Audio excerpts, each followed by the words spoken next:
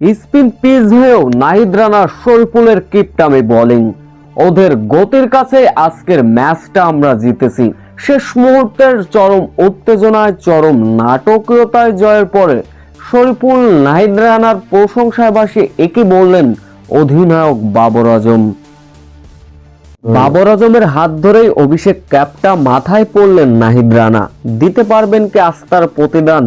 PSL এ নিজের প্রথমবারের মতো খেলতে নামলেন তিনি। এদিন পিএসএল এ দুই বাংলাদেশি পেসার শরীফুল ইসলাম এবং নাহিদ রানা প্রতিনিধিত্ব করতে নামলেন প্রতিপক্ষ Hyderabad Kings man.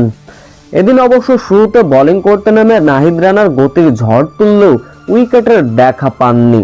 3 over bowling করেছেন এদিন অবশ্য নাহিদ রানা, তবে উইকেট না পেলেও গতির ঝড়ে সকলের মন জয় করে নিয়েছিলেন নাহিদ রানা।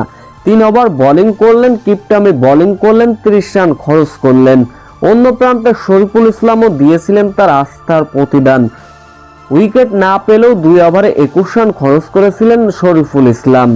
শরীফুলদের এমন গতির সামনে হায়দ্রাবাদ তুলতে পেরেছিল সব কয়টি উইকেট হারিয়ে 145 রান।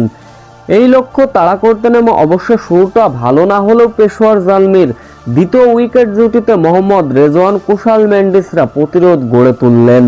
শেষ পর্যন্ত কুশাল মেন্ডিস 27 রানে যখন সাজঘরে ফিরলেন, বাবর আজমের ব্যাটিংয়ে ভর করে 13 ওভারে দলীয় রান 100 পার হয়ে গিয়েছিল বাবর আজমের দলের। তবে শেষ পর্যন্ত বাবর আজম খেলে গিয়েছিলেন 43 রানের ইনিংস, যার ফলে শেষ 4 ওভারে পেশোয়ার জালমির বলে রান উইকেট ছিল হাতে 6টি।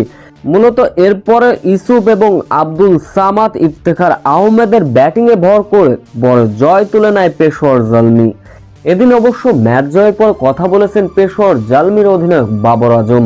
স্পিন কন্ডিশনে স্পিন পিচে নাহিদ রানা এবং শরীফুল ইসলাম যে দুর্দান্ত বোলিং করেছেন, কিপটামি বোলিং করেছেন, তাতে রীতিমতো মুগ্ধ হয়ে গেছেন বাবর আজম। তিনি বলেন নাহিদ রানাকে সময় দিতে হবে, অবশ্যই তার নামের সুবিচার তিনি অবশ্যই করবেন। তবে আজকে নাহিদ রানা স্পিন পিচে যে বোলিং করেছেন সত্যি প্রশংসা পাবার দাবিদার। তাদের জন্য আজকের ম্যাচটি আমরা জিততে পেরেছি।